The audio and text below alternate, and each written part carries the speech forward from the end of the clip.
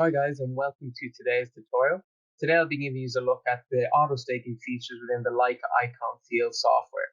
The auto-staking features can be found within the layout point application, and we can see them here within our toolbox. The auto-staking features allows users to increase their efficiency for layout tasks when laying out multiple points on a single plane. So traditionally that was limited to horizontal planes such as ceilings or floors, whereas now they've since extended it to walls or horizontal planes. I can take an example, specifically looking at internal layer or MEP functions.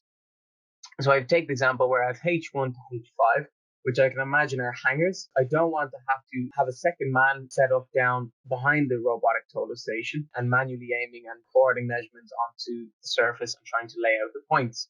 So what I can do is if I'm up in my genie lift, I can have my multiple points already set up, and I could go into auto staking and I could select start. And what the robotic will do is once you've aimed it and it records one measurement onto that face, it knows what surface it's looking for then, and it will automatically rejig and refine its measurements and automatically locate itself to where that point is. So then you could mark your point and select next point. But we can see when we select next point, it doesn't automatically jump. So what we would need to do is, if we come out to the home, we can create a stakeout list from these points. So if I go to add a stakeout list and I can call it hangers, I go next, I'll say select them from my job, or again, you can see there, you can select them from where the points are coming from. So if they're points you've generated by offsetting off a line, or if it's actually imported points that have already created in CAD and you want to import them in, so once you define where they are, I can find the range is H1 to H5. And I also know that they have a code of hanger. And I select next. We can see that it identifies our points, and these are the points which are going to be added to our stakeout list, and we can select next.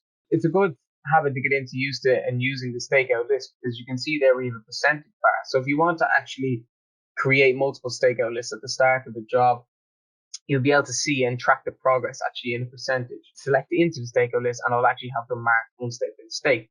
So again, it just makes it easier for your red line and then tracking the progress on the site.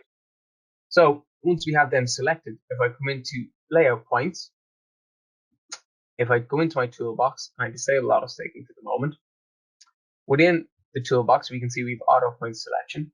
We want to turn this on and we will select next from list. But again, you can see you have three options here to choose from.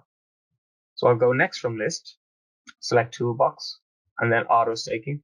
Now if I select H1, again, remember you'll have to turn your total station for the first observation and record one measurement onto the plane where you want to mark that point. Point located. The robotic will automatically navigate itself to there.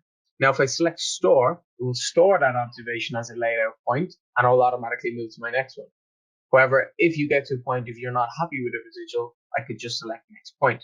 So if I select store, it automatically moves to the next point and it will automatically try and go through that process again. So again, I can select store and it will keep running through the process and keep readjusting itself and projecting where that point would be on that surface.